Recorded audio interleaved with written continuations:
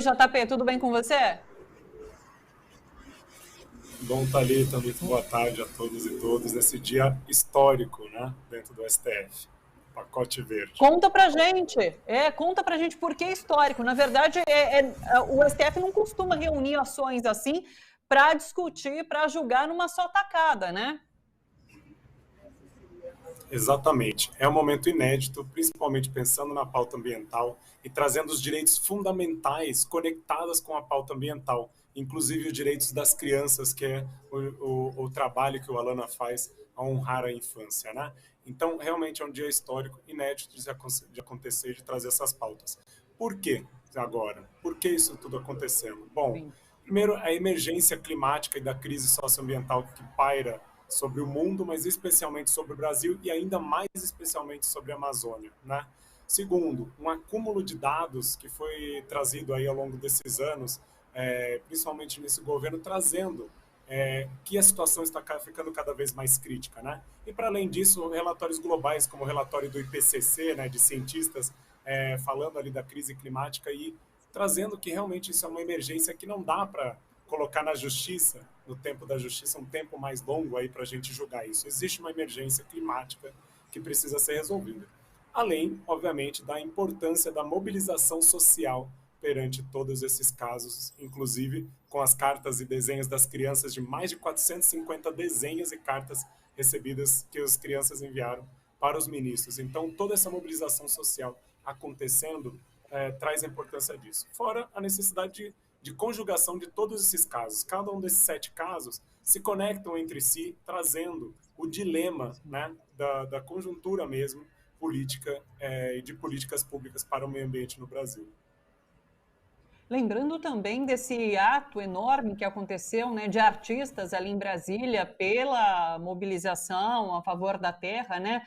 Chamou Ato pela Terra, aconteceu no dia 9 de março, e também isso serviu como uma pressão para que o STF botasse em julgamento essas ações. JP, é assim, são 7 ao todo, né? Eu acho que não dá para a gente falar especificamente sobre cada uma delas, mas você conseguiria desenhar, assim, no geral? Eu sei que tem ataques contra a Amazônia, tem essa questão de fiscalização, de órgãos ali fiscalizadores. Tenta, assim, desenhar para a gente um pouquinho os temas em debate hoje no STF. Perfeito. Realmente, mas inclusive são as ações que acabaram de começar agora às 2 da tarde, que é a DPF 760, né, que fala sobre a falta de justamente de medidas de preservação da Amazônia, em especial o PPCDAM, que é um programa de prevenção do desmatamento na Amazônia. Outra ação também fala sobre a questão do desmatamento e da omissão do governo em relação a ações preventivas e para remediar a necessidade de preservação aí da Amazônia e combate ao desmatamento. Na mesma linha, a paralisação do Fundo Amazônia, mais de 1,5 bilhões de reais do Fundo Amazônia que não foram usados ainda neste governo, né? E aí sim, como você trouxe, os órgãos que foram, que tiveram, ou as instâncias, né, a parte mais de governança do sistema ambiental no Brasil, tanto de fiscalização do IBAMA, né, sendo ali diminuída a sua capacidade de fiscalização e trazendo essa atribuição para outros atores que, ao ver, né, ao nosso ver, realmente enfraquece a fiscalização no Brasil, né, da pauta ambiental, como também a flexibilização do licenciamento ambiental. Facilitar o licenciamento ambiental no Brasil, que, vamos lembrar, Política Nacional do Meio Ambiente é uma das políticas do Brasil, né, reconhecida mundialmente como uma das mais rigorosas e melhores, mais bem escritas do mundo. Então, precisamos valorizar isso. Por fim, uma pauta que está conjuntamente a tudo isso, que permeia, né, tudo isso, é da qualidade do ar. Então, os padrões de qualidade do ar, que é uma resolução do CONAMA, que também está sendo omissa aí em dizer quais são os prazos, quais são as formas de a gente garantir melhores padrões de qualidade do ar, que, vamos lembrar, são as crianças as que mais são vulneráveis aos efeitos da poluição do ar, mais prejudicadas pelo efeito da poluição do ar, bem como todas essas medidas, né? A gente está falando não só do futuro delas, mas do presente delas que está sendo prejudicada. Vou dar um detalhe só para a gente conseguir entender isso. Em 2019, pico das queimadas que tiveram nos meses de junho e julho, 5 mil crianças foram hospitalizadas por problemas respiratórios apenas totalmente conectadas à questão de poluição do ar advinda das queimadas na Amazônia, nas principais cidades da Amazônia. Então, isso é a emergência que a gente está lidando com essas pautas hoje. Puxa, que tristeza. Agora, JP, eu vi que tem ações que são de 2019, né?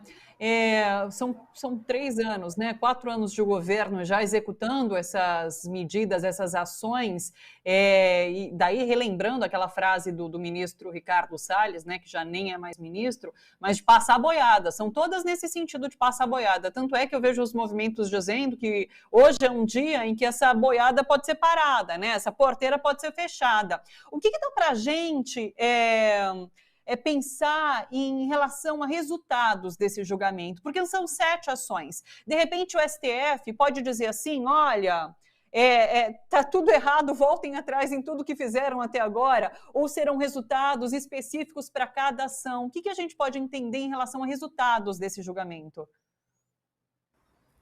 Bom, os julgamentos realmente, a serem ações individualizadas ali, elas têm essa conjuntura do olhar de como foi tratada a pauta ambiental neste governo. Então, não à toa, ações que surgiram em 2019 estão sendo julgadas só agora, porque realmente são esses 4 anos de análise de como esse governo tem tratado as pautas ambientais. Então, é necessário ter esse acúmulo de dados e fatos, como aí o desmatamento, as queimadas na Amazônia aumentando, né? Desmatamento ilegal, e sendo corroborado mesmo, incentivado, ou até mesmo pela omissão dos atos do governo, que são algumas das ações que estão no GES sobre isso, para poder analisar se precisava-se dessa medida a tempo mesmo para poder fazer isso.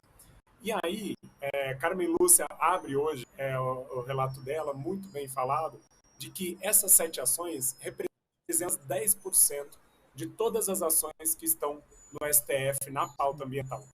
Então, de fato, essa pauta é muito vigente, muito urgente, e neste governo, como vimos aí na fala do ministro Ricardo Salles, passando a boiada, a gente precisa evitar isso. Então, os julgamentos vão acontecer de forma individualizada, mas o olhar tem que ser para toda a conjuntura mesmo, né? Então, algumas a gente vai ter, como, por exemplo, do Fundo Amazônia, a obrigação de retomar, usar, né, esse recurso que foi paralisado.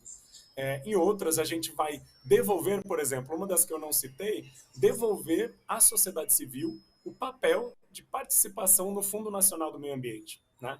Então, cada medida dessa vai ser essencial, mesmo que a gente teve esse prejuízo dos últimos 3 anos, essenciais para que a gente recupere esse tempo perdido e evite mesmo que essa boiada pare de passar e a gente garanta os direitos fundamentais das populações tradicionais, ribeirinhas, quilombolas, indígenas, e neste escopo todo, as crianças, que são as mais vulneráveis e que devem ser tratadas como um direito constitucional de prioridade absoluta, né, como diz o artigo 227 da nossa Constituição.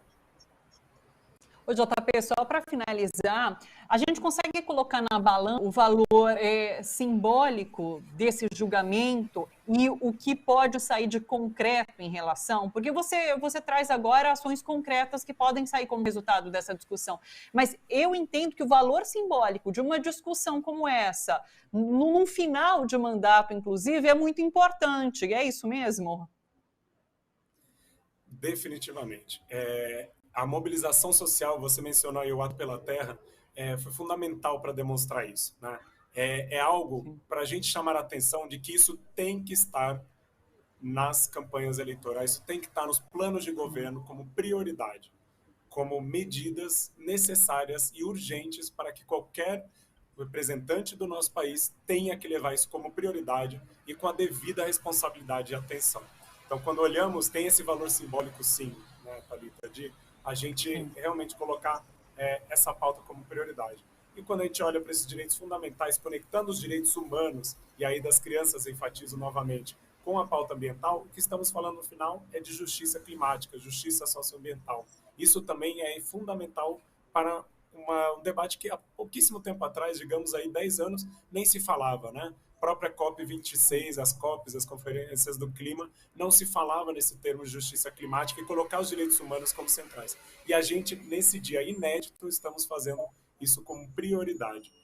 Outro valor simbólico fundamental aí Thalita, é a gente olhar para a perspectiva de como que isso está sendo pautado também globalmente, né? Então a gente acabou de ter o relator do meio ambiente da ONU tuitando aí o tema do julgamento no STF. Então isso ir para o centro da pauta internacional também é fundamental para chamar a atenção, né, da comunidade global aí para as atenções da Amazônia, que não estamos falando só de uma pauta brasileira. Acho que é essa a responsabilidade que nossos governantes, né, nossos representantes precisam ter quando tratar da pauta ambiental. E aí, um outro valor simbólico para fechar, Thalita, foi o valor simbólico de a gente mobilizar mais de 400 cartas, chegamos a 450 cartas e desenhos de crianças expressando espontaneamente por que elas acham importante os ministros protegerem o meio ambiente e, consequentemente, as crianças. Isso foi os papéis mais importantes que a gente despachou em cada gabinete ontem para os ministros, e eu espero aí que eles escutem as crianças que são sujeitos de direitos e que têm que garantir um futuro no presente dessas crianças.